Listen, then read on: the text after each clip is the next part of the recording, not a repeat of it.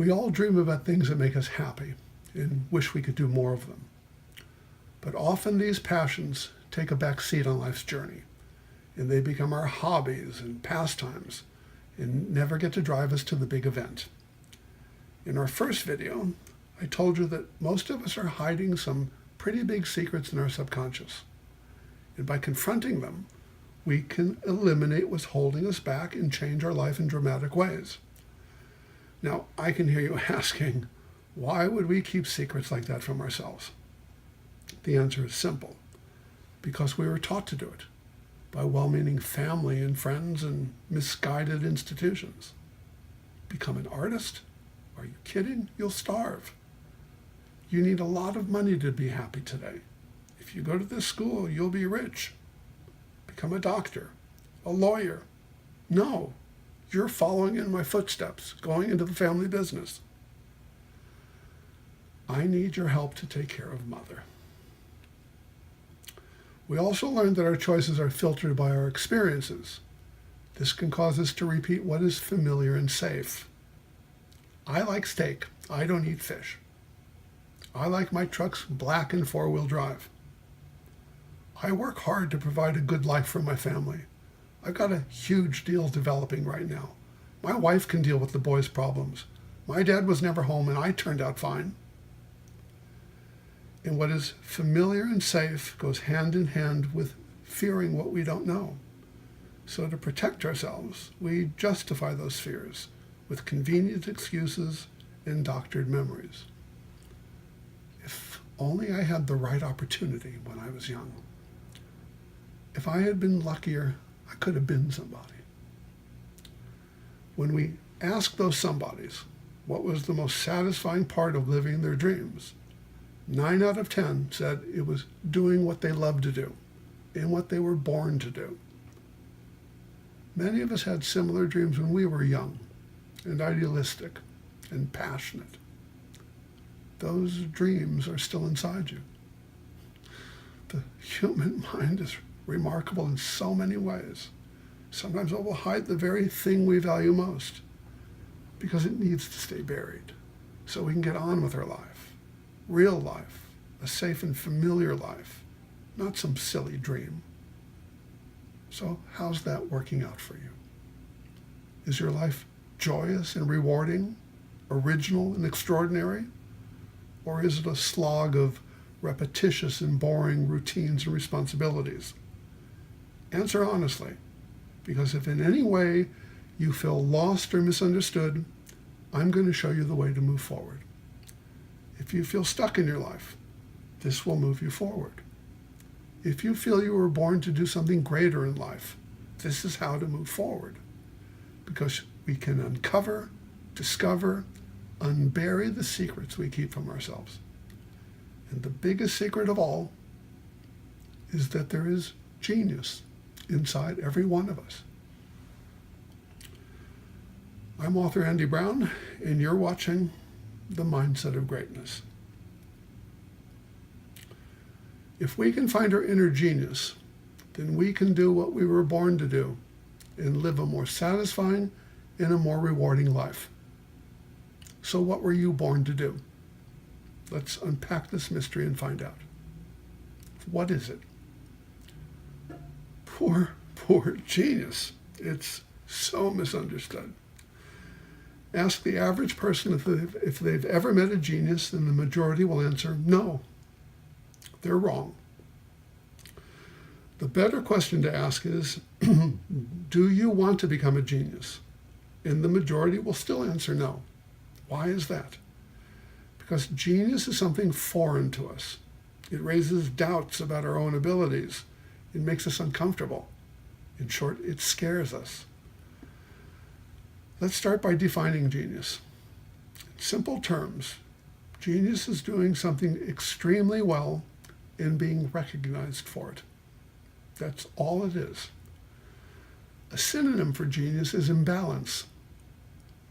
Think of your life as a circle with 360 degrees, a pie chart. Pie. The average person spends 50 hours a week at work. That's almost 110 degrees of the circle. Sleeping is a similar number. That leaves 140 degrees, or about 65 hours a week for everything else. Shopping, cooking, eating, cleaning, kids, driving, banking, recreation, etc.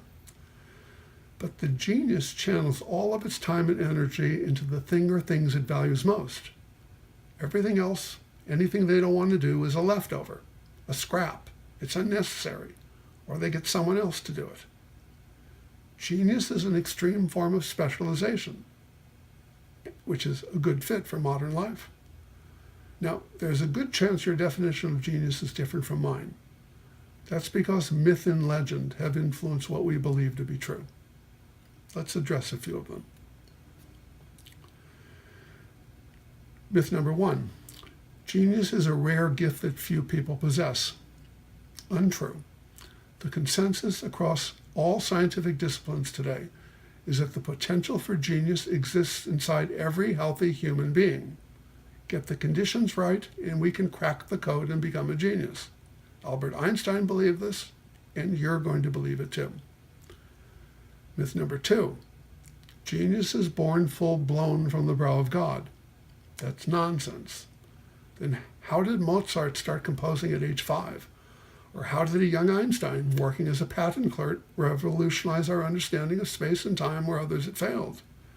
And how did Da Vinci see into the future and invent things that couldn't exist for hundreds of years until technology caught up? In each case, circumstances fostered their genius. Yes, it's true they had great talents, but they were also in the right place and at the right time and identified their opportunities. For example, Mozart's father was an accomplished musician, but he recognized his son's unique talent and devoted himself to develop it. The historical record is clear. Genius is developed with the help of others. Myth number 3. This one has far-reaching consequences. All geniuses are brilliant and bristling with intelligence. Also untrue. Being highly intelligent can actually be a disadvantage. Do I have your attention? Highly intelligent people are more likely to rationalize their way out of doing things they don't want to do. They flit, they flirt, they get distracted and bored. They change their mind and get someone else to do it. Sometimes it's the plodder, just the average person, who sticks with the problem and cracks the code and becomes the genius. The following quote has inspired people on all continents to follow their dreams. Nothing in the world can take the place of persistence. Talent will not. Nothing is more common than unsuccessful men with talent. Genius will not. Unrewarded genius is almost a proverb. Education will not. The world is full of educated derelicts. Persistence and determination alone are omnipotent. That was by Calvin Coolidge, the 30th President of the United States. Thomas Edison made this next part easy. His comment about genius is genius. Genius is 1% inspiration, 99% perspiration. Here's what you need to know. No great person ever said they didn't have to work for what they have. No. What they will tell you, this is important, is that they've learned how to turn their work into play. We need to define a few key terms going forward. Let's start with work. Hard work. Let me be perfectly honest. Hard work is often an accumulation of easy things you didn't do when you should have. Basically, nothing is hard work unless there's something else you'd rather be doing. Got it? Our next word embodies effortlessness, total immersion, and intense focus. I'm talking about play, of course. You think you know, but let's define it. For adults, play includes activities engaged in for enjoyment and recreation, rather than serious or practical purposes. But for young children, play is actually a state of work. It's how they learn, and they do it better than adults. I'll explain. For children, play is a laboratory, and their tools, real and imagined, are unlimited. There's physics, including gravity, inertia, cause and effect. The natural world, plants, animals, materials, chemistry, baking soda volcanoes, color, light, sound. Human interaction, and a jillion more. Children need to play to learn and grow, and watching them at play is a lesson in how to excel at any task in life. We call them, and they don't answer. Their concentration is fierce. Every fiber of their being is focused on their goal. Their commitment is total, and the reward is great. One more, education. A system for disseminating and acquiring knowledge and skills. It also provides a structure for evaluating our personal experiences. Now, we want to distill the essence of work, play, and education into a simple to remember phrase. Remember, all you have to do is watch. Ready? The only way to get everything is to give everything. Got it? Now, we need to know how to recognize our subconscious mind. That may sound a little odd, but many of you have never met. So in this video, we're going to paint a face on our subconscious. It's not a clowny face, because people are really good at recognizing faces. The subconscious mind is like a mischievous child. It will hide, but it also wants to be found. And here's where it gets exciting, because it wants to play, which is the same thing as work to it. And it will work, strike that, and it will play all the time and overtime just for the fun of it. Remember, the subconscious mind is the most powerful force on Earth. It's command central for the top-ranked species on the planet. Its primary function is our survival and sustainability, and it manages that by acting like a librarian, accessing a database of all sensory input, our memories and knowledge, constantly searching and comparing, and able to select any variation. Selection upon variation. Our subconscious mind can access every experience we've ever had, including the secrets we keep from ourselves. It can also solve problems without our conscious involvement. It's the more powerful and the more original you. Genius, greatness, fame. The truth is, most of the world's most celebrated people are just like you and me. But what separates them from average people is the ability to use their subconscious mind. And it begins with discovering what a mind can do, and then falling in love with your own. So what can a mind do? The human mind is capable of astonishing feats of creativity and courage and compassion. The variation on the butterfly effect, also known as chaos theory, perfectly describes this potential. A small amount of energy focused on a goal can produce amazing results, like the power of imagination to transform ideas into new discoveries, new inventions, new industries. Ideas that have advanced civilization include theology, social justice, democracy, science, entertainment, capitalism, art. We can create a better future because we can create new ideas. The mindset of genius is really not that different from the way people with more average pursuits think, with one notable exception. Genius demands excellence where others fail to see it. Becoming a genius is about having original thoughts or accomplishing something original. That may seem like an obvious statement, but you can't have an original thought if you won't think for yourself.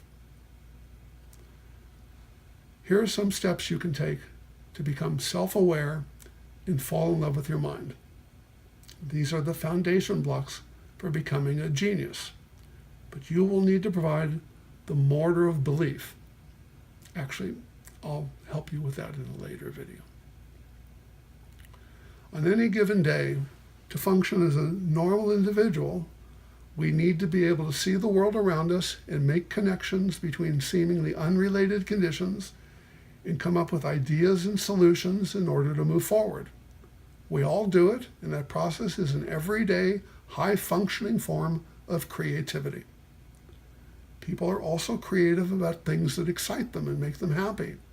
Hamburgers, Tiffany glass, binary code, ships and bottles, statistical anomalies. You tell me. This form of creativity, where a mental or physical activity produces something new and valuable, is a developed skill, and it can be learned. It's the subconscious mind making more and better connections, like a crossword puzzle, filling in the spaces between things we already know. Note to self, gently deliver serious advice. Okay? Try to have some fun, because a little fun brings pleasure, and pleasure brings happiness of spirit. And what makes us happy is the taproot to genius. And the simplest way to discover what makes us happy is to eliminate the noise and distractions in our life. Studies on the increase of background noise in modern life, also known as white noise, have found a connection between moderate to heavy use of electronic devices and media consumption and decreased optimism for the future. Let me say that again. I don't know that it came out right. These studies found a connection between moderate to heavy use of electronic devices and media consumption and decreased optimism for the future. Why is that? Because becoming self-aware and knowing what makes us happy is blunted by filling our minds with useless and popular stuff that we often trivialized to fit it into our life in the first place. White noise is like junk food. It creates a kind of obesity of the mind by filling us with empty thoughts which distract us from exploring the pathways of our own mind and having original thoughts. Genius sees wondrous in the obvious and in the workings of their mind. This goes back to observe and celebrate. The more observant we become, the greater our reward, and the greater our reward, the more we have to celebrate. I know many of us live in a consumer-oriented society, and there are wonderful products that we all desire to have. But these lessons are giving you a real choice, a choice to embrace what's most important in your life.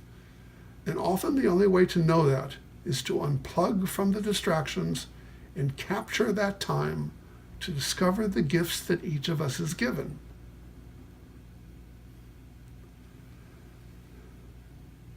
Get off me. Do it now. Ignorance wanted to get on camera just now.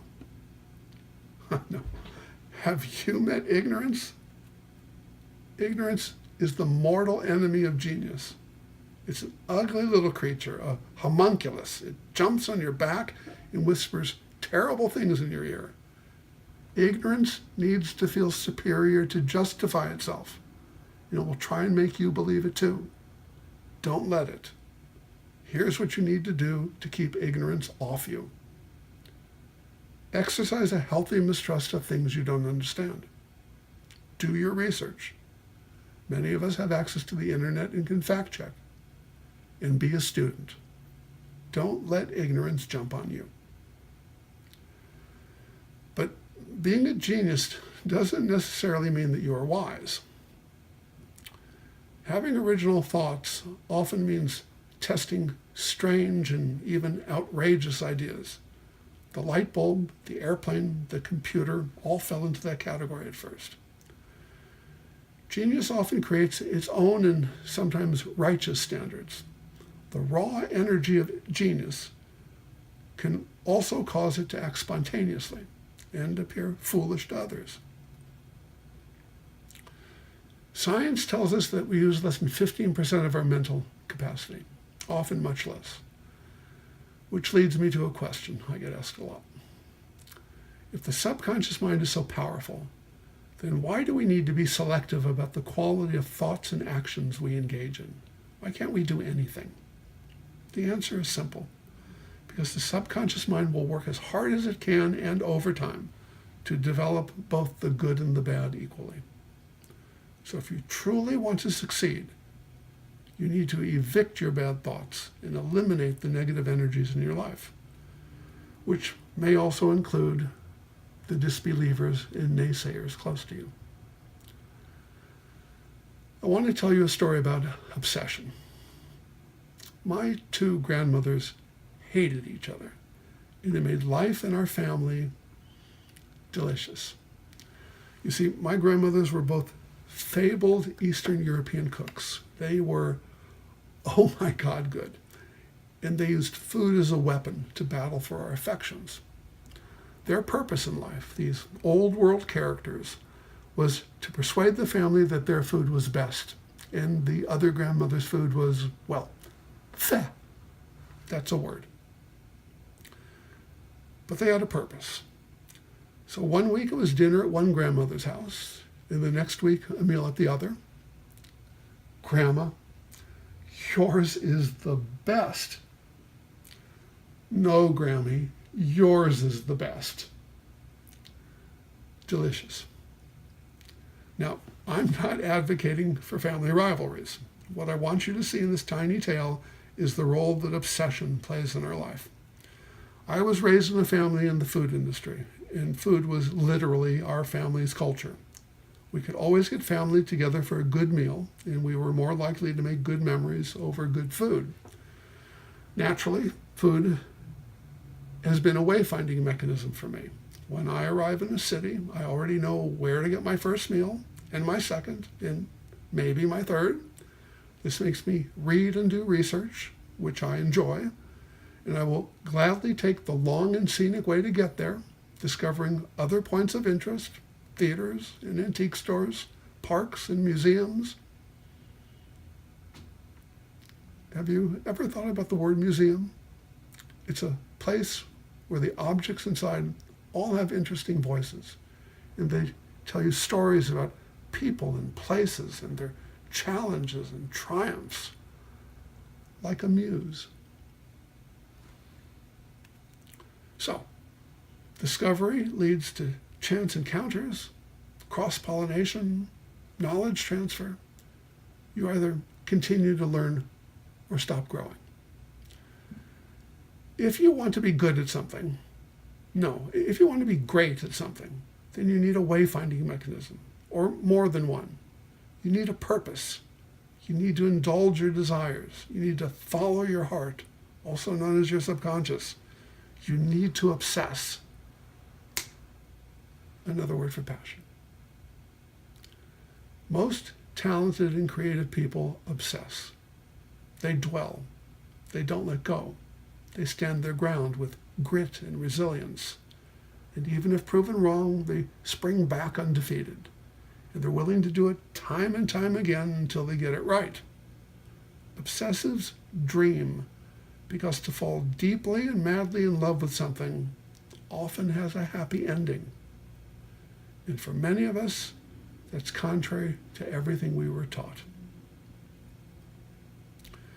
I told you earlier that passions make us interesting, and the opposite of interesting is boring. Unwillingness to try something new? Boring. Fear of failure? Boring. Most people are boring. Why do I say that? Because boring is not having original thoughts. Routines and responsibilities rule our lives.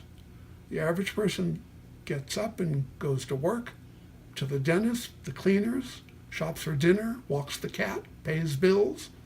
I'm not saying any of it's bad, but the special moments in life, love, wisdom, mystery, mastery, justice, joy, are too few.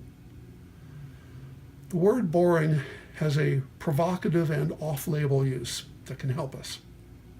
This graphic, boring exponent 5 to the power of 5, represents boring extremis, extreme boring. It's a kind of talisman.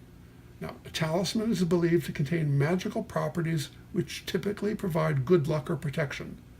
But we can use it as a motivator because it has the stink of a skunk, which will repel you on command. Here's how to use it. Let's say you didn't do what needed to be done to create a better outcome, or you just need to up your game. I want you to look in the mirror and tell yourself that the reason for your failure is because you're boring, boring, boring, boring, boring. 5 times. It's cosmic, absolute, because you don't want to be boring. No, pause the video and try it.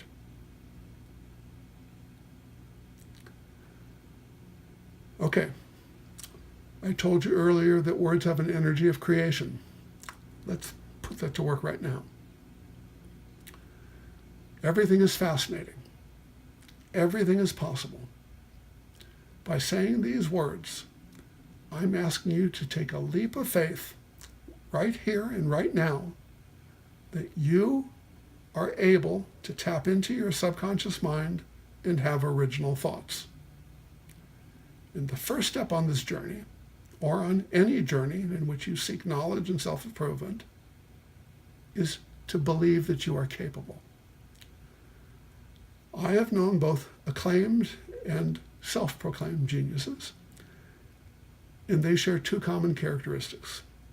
The first is an energy-giving curiosity to pursue their goals. The second is a belief in their own ability to do what they set their mind to.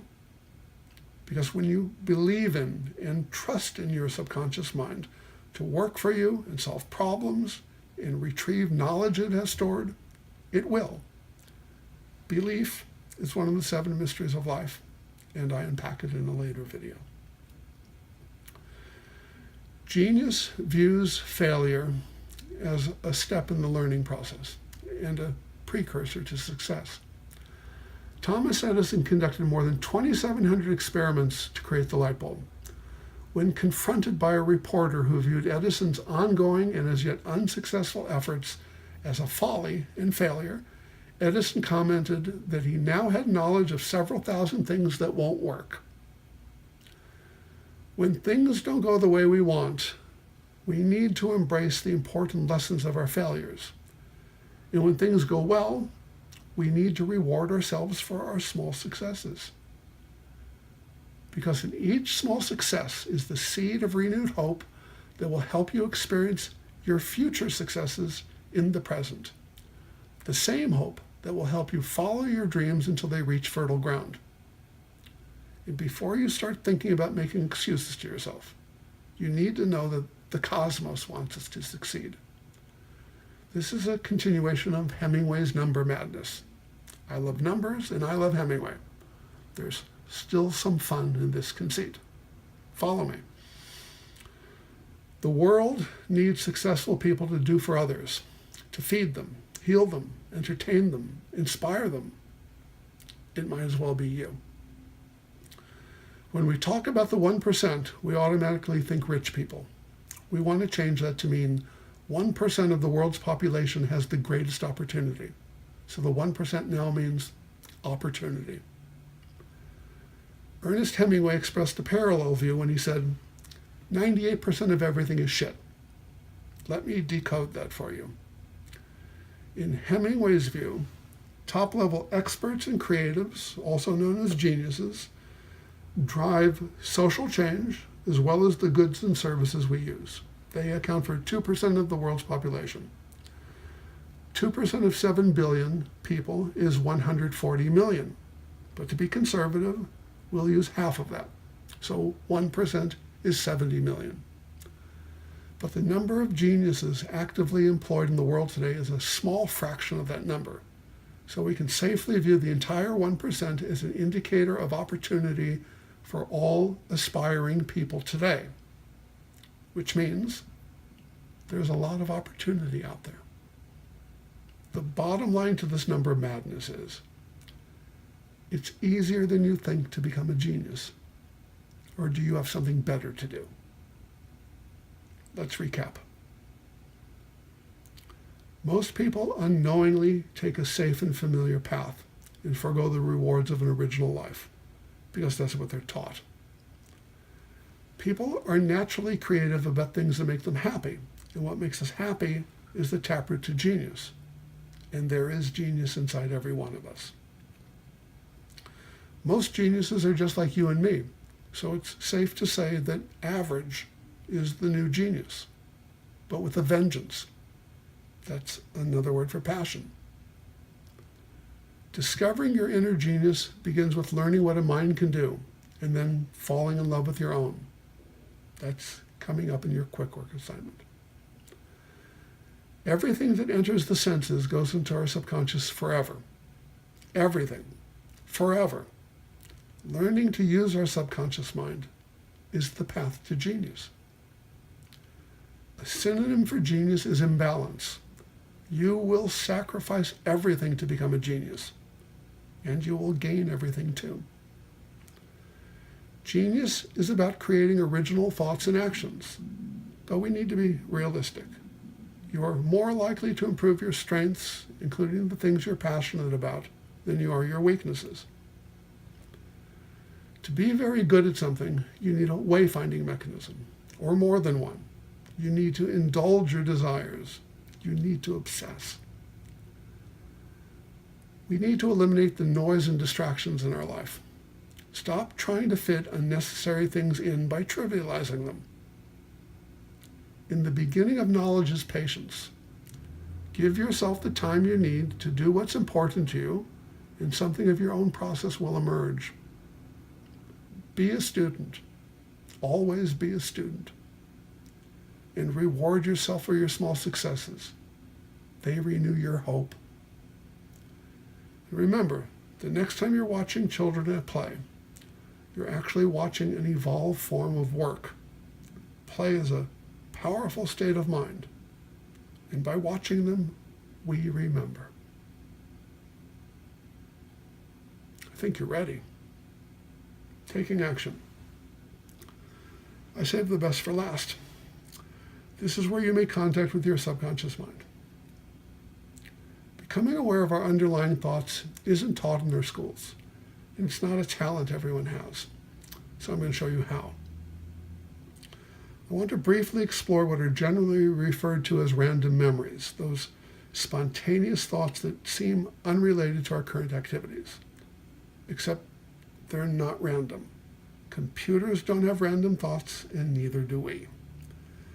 Every time we have what we think is a random memory, it's actually our precocious subconscious making connections.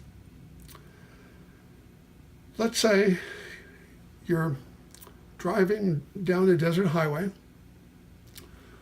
when a spaghetti fight in the school cafeteria when you were 15 pops into your head. What just happened? Something in that moment caused you to become aware of your subconscious thoughts. What can do that? Everything that enters the senses can do that. But we're in a car, so let's try to be specific. It could be a dot, a line, an arc, a shape, a form, a light, a shadow, a color, a pattern, a texture, a sound, a taste, a smell, a word, an idea, a reflection, the sound of your own breath, inertia against the seatbelt, or a variation or abstraction of any of the above. That was not intended to be an exhaustive list. It merely demonstrates the range of possibilities, and I'll explain. Our subconscious mind analyzes every idea, every image, every stimulus, then compares it to every experience we've had in life, trying to make connections. And we do it without knowing it. We can recall faces and places and music and feelings and facts. We have imagination. We can dream. These are remarkable abilities. We can do anything, people. The process of selection upon variation governs the way we see the world. It makes us who we are. Now, You may not know it yet, but you have a glorious mind. The gene and genius, the genie in the bottle, is inside you. And becoming aware of the process of selection upon variation is the lightning rod to communicating with your subconscious. Oh, before we move on, I just want to complete the desert highway deja vu. On the side of the road, there were sagging spaghetti lines. Sagging power lines that matched a stored image or related element that triggered the memory. Spaghetti. Your Quik Work assignment, if you choose to do it, will jumpstart the process of using your more powerful subconscious mind. This exercise actually improves memory. It's in 2 parts. The first part is already familiar to you. Go online and research the lives of several geniuses that interest you. This time, I want you to script the questions. You know what to ask. Then make a list of things that you would do if you were famous. That was then, this is now. The second part is more challenging. You will be trying to discover where these explainable and not random memories come from. Here's what you need to do. When you have a random memory, stop whatever you're doing and find a calm place. If you're in the car, pull over safely and park. You need a quiet environment without distractions because you will be trying to access deep memory. Now, review the conditions when the memory occurred. These include the natural environment, weather, light, shadow, time of day, and the built environment. Were there notable sounds or smells, words or voices, specific images or other thoughts? Everything is relevant. Take your time. The path may be obscured, the breadcrumbs few, but don't give up. There's a reason you had that memory. It's the same process that hardwires a memory to a song or a smell, only now you're looking for a loose thread, a strand of awareness. It may be subtle and elusive, but it is related to your current activities in time and space. And when you make that first connection and glimpse the freewheeling power of your subconscious mind to connect with every viewpoint and every facet of who you are, it will lead you in.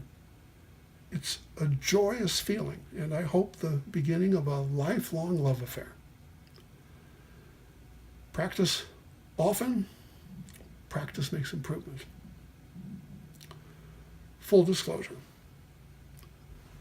This assignment can be frustrating and exhausting, and you won't be able to trace every fleeting thought.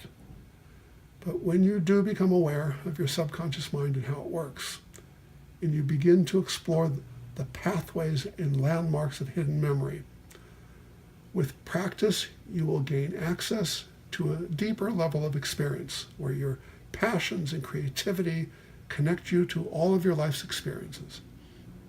And something of yourself, something unique, will emerge. Making new and better connections imparts feelings of self-confidence and well-being, eliminates stress and fear, and adds joy to your life. Falling in love with your mind also raises your self-esteem, and high self-esteem can help you overcome problems that would otherwise overcome you.